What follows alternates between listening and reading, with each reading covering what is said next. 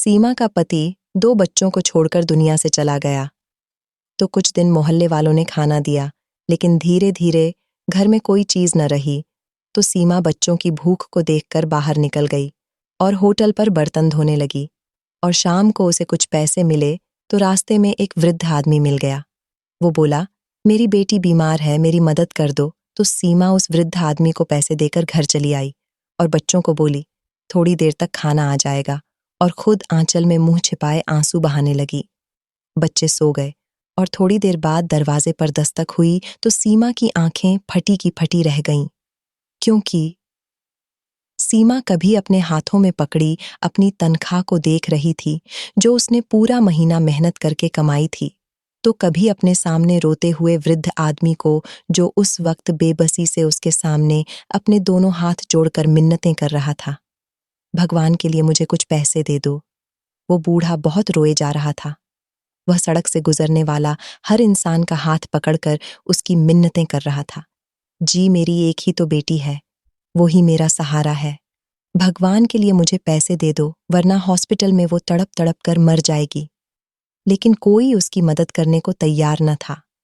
कोई उसका हाथ झटक देता तो कोई उसे पीछे धकेल देता था। कोई उसके सामने हाथ जोड़कर कहता कि माफ करो बाबा, क्यों हमारी जान खा रहे हो। सीमा उस समय बस स्टॉप पर खड़ी थी, अपनी बस का इंतजार कर रही थी। जब सामने सड़क पर यह नज़ारा देखने को मिला तो उसका दिल तड़प कर रह गया। आज ही उसे तनख्वाह मिली थी, जो उसने मुट्ठी में बंद कर रखी थी। इतने ज्यादा पैसे न थे कि पर्स में रखती, फिर ये भी डर था कि कहीं पर्स कोई छीन कर ना ले जाए। उस इंसान की बातें सुनकर, उसके आंसू देखकर, इस बुढ़ापे में उसके कपकपाते जुड़े हाथ देखकर सीमा का दिल पिघल कर रह गया था। उसकी आंखें भी भीग चुकी थीं, क्योंकि वो जानती थी कि वो बूढ़ा किस दर्द से गुजर रहा है। उसका पति भी बीमारी की हालत में उसे छोड़कर गया था।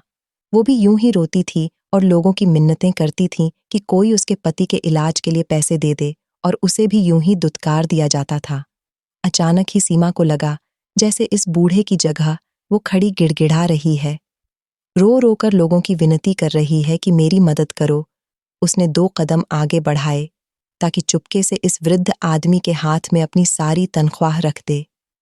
हो सकता है कि उसकी बेटी बच जाए, लेकिन तीसरे कदम पर उसका पैर जम गया। उसकी अंतरात्मा ने अंदर से उसे झंझोड़ दिया। अपने बच्चे उसे घर में रोते बिलखते नजर आए, जिन्होंने पूरा महीना बड़ी मुश्किल से सूखी रोटी खाकर गुजारा किया था। वो सोच रही थी कि घर जाते ही सबसे पहले राशन लेगी और घर में बच्चों को अच्छा खाना खिलाएगी। वो खुद भी भुखमरी की जिंदगी गुजार रही थी, इसीलिए बच्चों के रोते चेहरे पांव की बेड़ियां बन रहे थे। दिल जोर से धड़क रहा था। बस उसे बेचैनी थी कि या तो उस बूढ़े की कोई मदद कर दें, या फिर उसकी बस जल्दी से स्टॉप पर पहुंचे और वो बैठ जाए। जो दिल दहला देने वाला दृश्य वह देख रही थी, वह चाहती थी कि वह सब उसकी आंखों से गायब हो जाए। दिल में बेचैनी बढ़ी थी। वो बूढ़ा अब घुटनों के बल बैठकर तेज तेज रो रहा था। आसमान की तरफ देख रहा था कि इस दुनिया में तेरा कोई ऐसा भक्त नहीं जो मेरी मदद कर दे। तेरी दुनिया एहसास और हमदर्दी से बिल्कुल खाली है। अगर मैं खाली हाथ हॉस्पिटल गया तो मेरी बेटी बेबसी से मुझे देखकर कहने लगेगी कि वो जीना चाहती है। उसकी जिंदगी कुछ पैसों की मोहताज है। मैं उसे मरते हुए नहीं देखना चाहता। ए भगवान, मेरी परीक्षा मत ले, मैं ये नहीं देख सकता। सीमा को लगा उसका दिल फट जाएगा और फौरन उस बूढ़े की तरफ कदम बढ़ाने लगी। अब उसे किसी भी चीज का ख्याल नहीं था। ख्याल तो बस ये था कि उसकी बच्ची बच जाए। वो फौरन रोड क्रॉस करके वृद्ध आदमी के पास पहुंची, अपनी तनख्वाह उसके हाथ में रख दी। उस इंसान ने एक नज़र सीमा की तरफ देखा और दूसरी तरफ हाथ में पकड़े हजारों के कई नोट देखकर उस बूढ़े ने तो शुक्र भरी निगाह से सीमा की तरफ देखा, उसके सर पर हाथ रखा और कहने लगा, भगवान तुम्हारी सारी परेशानियां और मुश्किलों को दूर कर दे। बेटा, तूने रोते हुए बाप के आंसुओं को पोंछा है, देखना भगवान तेरे दिन कैसे बदल देगा। वो रोते हुए सीमा को दुआ दे रहा था। सीमा वहां से पलट गई। साथ ही उसकी बस भी आ चुकी थी। खामोशी से जाकर बस के अंदर बैठ गई। अब ये सोच रही थी कि घर जाकर बच्चों को क्या जवाब देगी, जो कई दिन से इस उम्मीद पर थे कि माँ को तनख्वाह मिलेगी तो पेट भरकर खाना खाएंगे, और जब माँ का खाली हाथ देखेंगे तो क्या जवाब देगी, उन्हें किस तरह से बहलाएगी। 1 महीना और सब्र कर लो। फिर ये सोचने लगी कि इस महीने वो कैसे गुजारा करेगी। पैसों की शक्ल तो फिर पूरे 1 महीने बाद उसे देखने को मिलेंगे। अब तो मोहल्ले का दुकानदार भी उसे राशन देने से साफ इनकार कर रहा था। कह रहा था कि पहले मुझे पिछले पैसे दो, फिर बात करना। सीमा की आंखों से आंसू छलकने लगे थे। सब कुछ याद आने लगा कि जब उसका पति जिंदा था और कमाता था तो उसके घर में किसी चीज की कोई कमी न थी। बच्चे अच्छे स्कूल में पढ़ते थे। वो बहुत अमीर न थे लेकिन गरीब भी न थे। अच्छा खासा खाते पीते थे। उसके 2 बच्चे थे, दोनों बेटे थे और वो भी जुड़वा। दोनों की उम्र 9 साल थी, लेकिन पति की बीमारी में तो उसने घर की हर कीमती चीज बेच दी थी। बस एक सर छुपाने के लिए घर बचा था। वो अपने गहने, घर का कीमती सामान सब कुछ बेचकर अपने पति पर लगा चुकी थी। जब पैसे खत्म होने के बावजूद भी पति ठीक ना हुआ तो उसने लोगों की विनतियां करना शुरू कर दी। लेकिन उस वक्त उसे अपनों का असली रूप नजर आया था। सबने उसे पैसे देने से इनकार कर दिया था। सबके घरों में वो जाकर मिन्नतें कर चुकी थी। बार बार कहती कि मेरी मदद कर दो, लेकिन किसी ने भी उसकी मदद नहीं की। पति की मृत्यु के बाद कुछ दिन तो मोहल्ले वालों ने उसकी मदद की थी। कोई उसके हाथों पर कुछ नोट रख जाता, कोई घर में राशन डाल जाता, तो कोई बचा हुआ खाना दे जाता। ये भी इनका एहसान था कि कुछ दिन उन्होंने सीमा को संभाला था और तसल्लियां भी दी थीं। धीरे धीरे सभी उसे भूलने लगे थे। वो भी कब तक किसी के सहारे घर पर बैठ सकती थी। महीना गुजर गया था कि बच्चों ने स्कूल जाने की जिद की, लेकिन उसके पास स्कूल में देने के लिए फीस न थी। उसे याद आने लगा कि उसके दोनों बेटे फर्स्ट पोजीशन लाते थे, इसलिए उनके साथ स्कूल चली गई कि शायद स्कूल वाले इन्हें फ्री में पढ़ाने के लिए तैयार हो जाए। जब ये बात सीमा ने बच्चों के स्कूल के प्रिंसिपल से कही तो उनके माथे पर त्योरी सी चढ़ गई। कहने लगे, हमने अनाथालय नहीं खोल रखा है जो बच्चों को फ्री में शिक्षा दिलवाएंगे। ये वैसे भी प्राइवेट स्कूल है। सीमा कहने लगी कि जैसे ही उसकी कहीं नौकरी लग जाएगी तो वो बच्चों की फीस इकट्ठी भर देगी, लेकिन भगवान के लिए बच्चों का साल मत खराब करे। मैडम ने कहा कि नहीं, वो इस तरह से अगर बच्चों पर तरस करने लगे तो आधे से ज्यादा स्कूल के बच्चे तो फ्री में पढ़ने के लिए कहेंगे। उन्होंने साफ कह दिया कि ऐसा करे अपने बच्चों को गवर्नमेंट स्कूल में डाल दें, वहां पढ़ाई फ्री है। सीमा बच्चों को जब वापस लाई तो यही सोच चुकी थी कि बच्चों को गवर्नमेंट स्कूल में डाल देगी, लेकिन इन्हें शिक्षा जरूर दिलवाएगी। अगले दिन उसने अपने दोनों बेटों को गवर्नमेंट स्कूल में दाखिल करवा दिया और वो दूसरों के घरों में कामकाज करने लगी ताकि बच्चों का पेट पाल सकें। लेकिन वो पैसे पूरे नहीं होते थे। इनसे तो बस वो आटा ही खरीद सकती थी। कभी थोड़ी सी शक्कर और तेल ले आती और बच्चों को पराठे के ऊपर शक्कर डालकर दे देती। लेकिन एक दिन जब दोनों बच्चे स्कूल से घर आए तो रो रहे थे। सीमा ने कारण पूछा तो उन्होंने अपने हाथ आगे कर दिए। दोनों के हाथ लाल हो रहे थे। कहने लगे कि टीचर ने बहुत जोर से डंडा मारा है। कहते हैं कि इतने दिन से तुम लोग स्कूल आ रहे हो, तुम लोगों ने यूनिफॉर्म क्यों नहीं खरीदी। यह कहकर एक बेटे ने अपनी शर्ट उतारी तो सीमा का दिल दहल गया था। पूरी कमर पर डंडों के निशान थे। कहने लगा, माँ, हमें इस स्कूल में नहीं पढ़ना। यहाँ के टीचर बहुत सख्त हैं, बार बार बात बात पर बहुत मारते हैं। सीमा ने जब जाकर ये बात वहाँ की प्रिंसिपल से कही तो वो कहने लगी कि आपको खुद ही सोचना चाहिए, और वैसे भी क्या गरीबी है कि आप यूनिफॉर्म भी बच्चों को नहीं दिला सकती। सीमा ने कहा कि उसके वाकई हालत बहुत खराब है। जैसे ही पैसे जमा होंगे वो यूनिफॉर्म ले लेगी। लेकिन मैडम ना मानी और कहने लगी कि इन बच्चों को वापस ले जाओ। जब यूनिफॉर्म होगा तो फिर ले आना। सीमा फूट फूट कर रोने लगी थी। ऐसा समय तो कभी उस पर नहीं आया था। हमेशा उसने बच्चों की फीस समय पर दी थी। उसके बच्चे तो पढ़ाई में भी अच्छे थे। जब से स्कूल में आए थे, एक बार भी उन्होंने टेस्ट गलत नहीं दिए थे। सीमा मैडम के सामने आखिरी बार कोशिश करते हुए उनके पास बैठ गई और फिर हाथ जोड़कर विनती करते हुए कहने लगी, मैडम, मैं एक औरत हूँ और मेरे यहाँ 2 जुड़वा बच्चे हैं। मैं अपने पति की मौत के बाद पहली बार घर से निकली हूँ और नौकरी ढूंढ रही हूँ ताकि अपने बच्चों का खर्च उठा सकूं। इनका पेट पाल सकूं। मेरी नौकरी शुरू हुए कुछ ही समय हुआ है। मेरी तनख्वाह इतनी नहीं है कि मैं अपने बच्चों को यूनिफॉर्म खरीद सकूं। भगवान के लिए मेरी हालत पर तरस खाओ और मेरे बच्चों को स्कूल में पढ़ने की अनुमति दें। फीस न दे पाने की वजह से ही तो मैंने इन्हें प्राइवेट स्कूल से निकलवा कर यहाँ दाखिल करवाया है। अब आप मेरे बच्चों के साथ ऐसा बर्ताव रखेंगे तो ये शिक्षित नहीं हो पाएंगे और जिंदगी में कभी भी आगे नहीं बढ़ पाएंगे। प्रिंसिपल सारी बातें सुनने के बाद एक अजीब सी नज़र सीमा पर डालकर कहने लगी कि देखो, मैं यहाँ पर तुम्हारी परेशानियां सुनने के लिए नहीं बैठी। हमारे भी कुछ कानून हैं जिनको हमें अपनाना होता है। तुम अपने बच्चों को अपने साथ घर ले जाओ।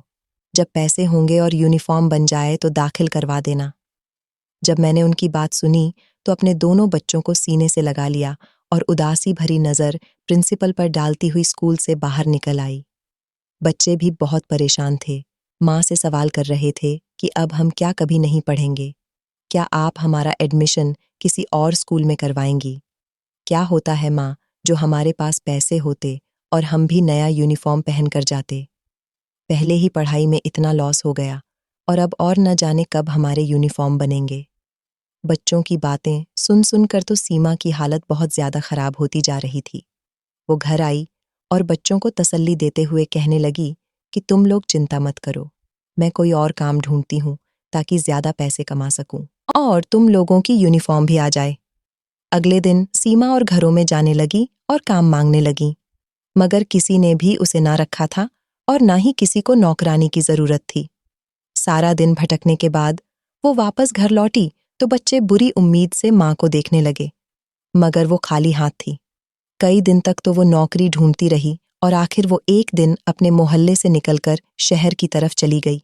उसे एक होटल में नजर आया था जहां पर 12-13 साल का लड़का बर्तन मांज रहा था। बर्तन इतने ज्यादा थे कि वो अकेले धो नहीं पा रहा था, तो सीमा फौरन होटल के मालिक के पास चली गई और जाकर कहने लगी कि साहब जी, मैं गरीब और विधवा औरत हूँ, मुझे काम के लिए रख लो।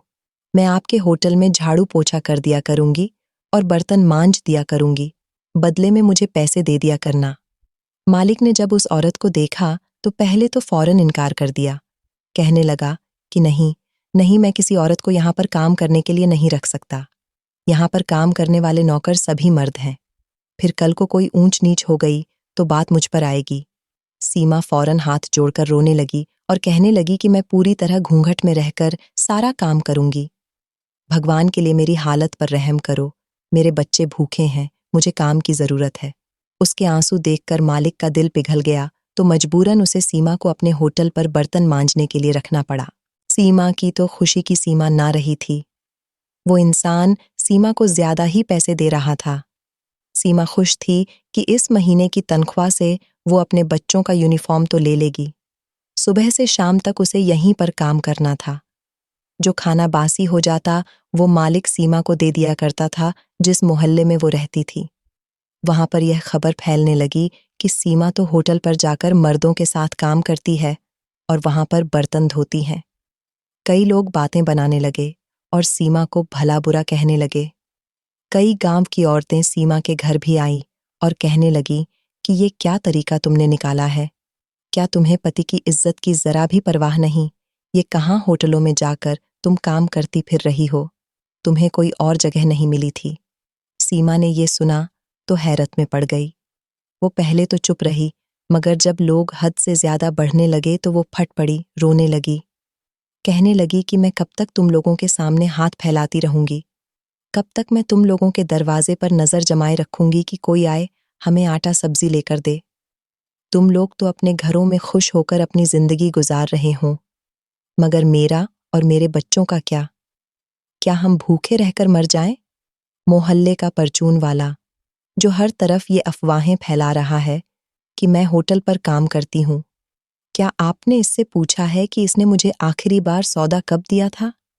जब भी कोई चीज लेने जाओ तो ये कहकर इनकार कर देता है कि पहले पुराना उधार चुका दो, तभी और चीजें मिलेंगी।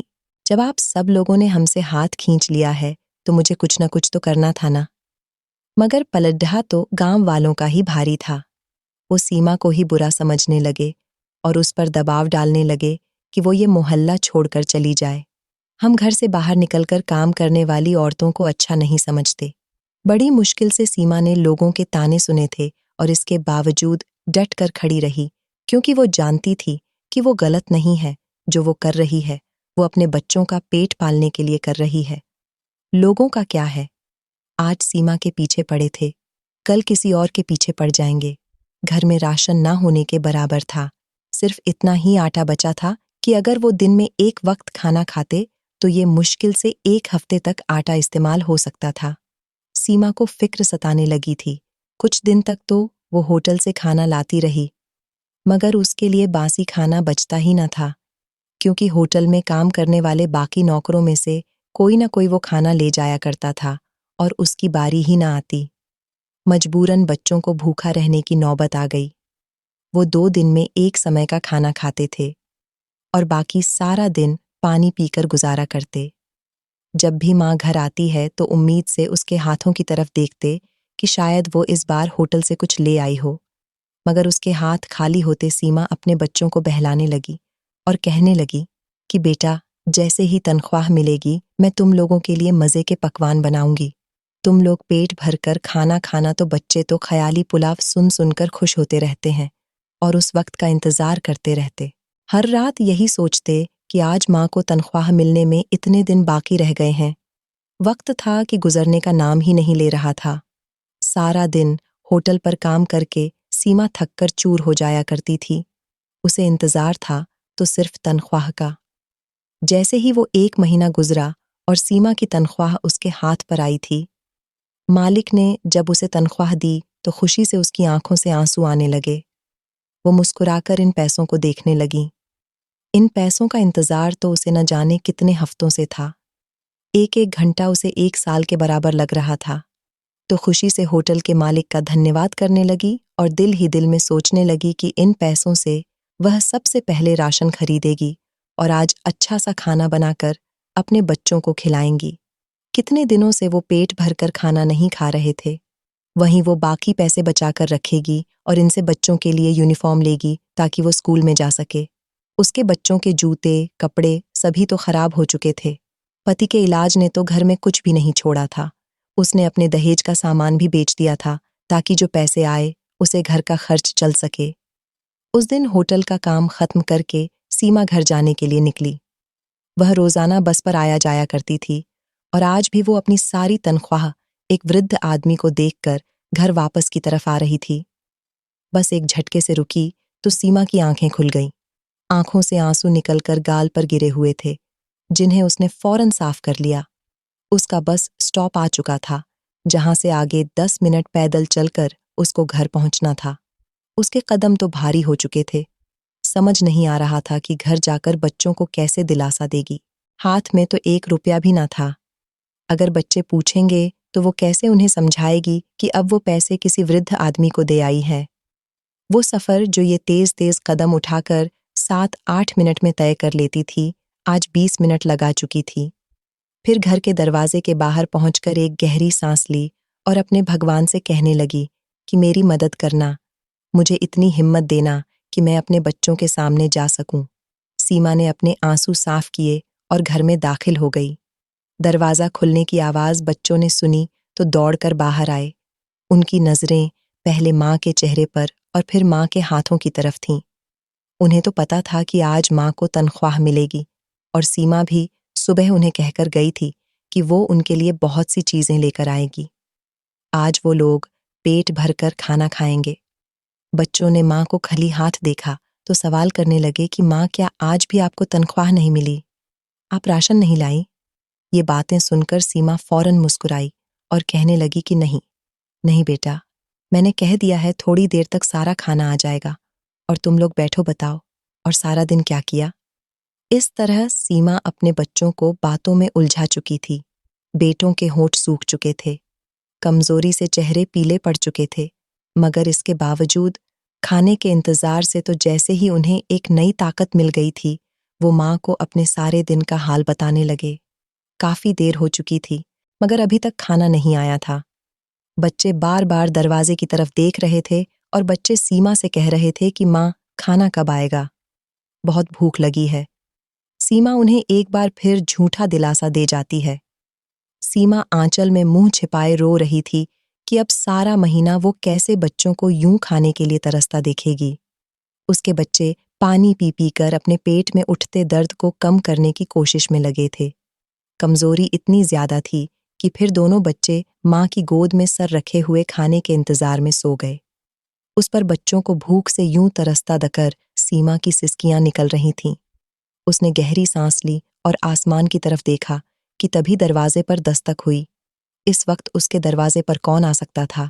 सीमा उठी और दरवाजे तक गई। जैसे ही दरवाजा खोला तो सामने वही वृद्ध आदमी खड़े थे जो वहां बस स्टॉप पर थे। सीमा को देखकर उनके चेहरे पर मुस्कुराहट आई और कहने लगे कि बेटी, मैं तुम्हें कब से ढूंढ रहा था, भगवान का शुक्र है कि तुम्हारा घर मिल गया। सीमा ने जब ये सुना तो वो फौरन उस बूढ़े को देखने लगी और घर में आने को कहा। वो बूढ़ा आदमी घर में आया तो सीमा ने पानी का ग्लास उनके सामने किया। वो वृद्ध आदमी जब अपनी जेब से पैसे निकालकर सीमा के हाथ पर रखने लगे तो सीमा हैरानी से उनकी तरफ देखने लगी। कहने लगी, ये पैसे आप वापस क्यों कर रहे हैं? इनसे तो आपकी बेटी का इलाज होना था। वो इंसान फौरन सीमा को दुआएं देने लगा और कहने लगा, भगवान भला करे उस बड़े अफसर का जिसने आज अस्पताल का दौरा किया था। जब उसने मेरी मासूम बच्ची को दर्द से तड़पता देखा तो उसका दिल पिघल गया। वो कहने लगा कि वो मेरी बच्ची और मेरी बच्ची जैसी अस्पताल में दाखिल बच्चों का इलाज अपने खर्च पर करवाएगा। इस तरह जो तुमने पैसे दिए थे वो बच गए। तुम भी मुझे जरूरतमंद लग रही थी बेटा, इसीलिए मैं तुम्हें ढूंढता ढूंढता यहां तक वापस आ गया है। सीमा ने जब ये सुना तो उसकी आंखों में आंसू आ गए। बूढ़ा पैसे देकर वहां से चला गया और सीमा इन पैसों को वापस अपने पास देखकर रोने लगी थी। किस तरह सभी परेशानियां हल हो जाती हैं। सीमा ये सोच भी नहीं सकती थी कि वो कितनी बड़ी परीक्षा पर पूरी उतरी थी। वो फौरन घर से बाहर निकल गई और राशन लेकर आई। उसने खाना बनाना शुरू किया तो अच्छे पकवान की खुशबू सूंघकर बच्चे नींद से उठ गए। माँ को खुशी खुशी खाना बनाते देखा तो उनकी खुशी का ठिकाना नहीं रहा।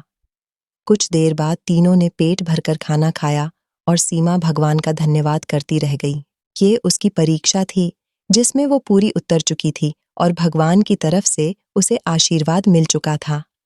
कुछ ही हफ्तों बाद होटल में बावर्ची काम छोड़कर चला गया तो मालिक ने सीमा से खाना बनाने को कहा। सीमा का खाना इतना स्वादिष्ट था कि मालिक उसी से ही खाना बनवाने लगा और सीमा बंद कमरे में रहकर खाना बनाने लगी और उसकी तनख्वाह भी बढ़ गई थी। ये सीमा की परीक्षा के दिन थे जो भगवान उससे ले रहा था और सीमा इस परीक्षा में पास हो गई थी तो भगवान ने उसके लिए खुशी के सारे दरवाजे खोल दिए थे। किसी ने सच ही कहा है, जब हम किसी जरूरतमंद की सहायता करते हैं तो भगवान हमारी मदद करने के लिए स्वयं ही आ जाते हैं। इसलिए दोस्तों, जब भी आप किसी की सहायता करते हैं तो ये बात हमेशा याद रखना कि आपके द्वारा जब भी किसी असहाय व्यक्ति की मदद की जाती है वो कभी भी व्यर्थ नहीं जाती, बल्कि उसका 100 गुना फल आपको किसी न किसी रूप में मिल ही जाता है। तो इस कहानी के बारे में आपकी क्या राय है? कमेंट करके ज़रूर बताइएगा दोस्तों। आपको हमारी ये कहानी कैसी लगी? आप हमें कमेंट बॉक्स में ज़रूर बताइए। यदि आपके पास भी ऐसी कोई प्यारी सी कहानी है या फिर ऐसी कोई कहानी जिससे कुछ शिक्षा मिले तो आप हमारे साथ उसको ज़रूर शेयर करें। दोस्तों, यदि आपको हमारी ये वीडियो अच्छी लगे तो आप हमारी इस वीडियो को लाइक शेयर ज़रूर करें और ऐसी ही दिल को छू लेने वाली प्रेरणादायक कहानियां सुनने के लिए हमारे चैनल को भी सब्सक्राइब करें। यदि आप हमें फेसबुक पर देख रहे हैं तो आप हमारे फेसबुक पेज को लाइक और फॉलो ज़रूर करें। तो दोस्तों, फिर मिलते हैं ऐसी ही ज़बरदस्त कहानी या टिप्स के साथ नई वीडियो में। तब तक के लिए धन्यवाद। आप सभी अपना ख्याल रखना।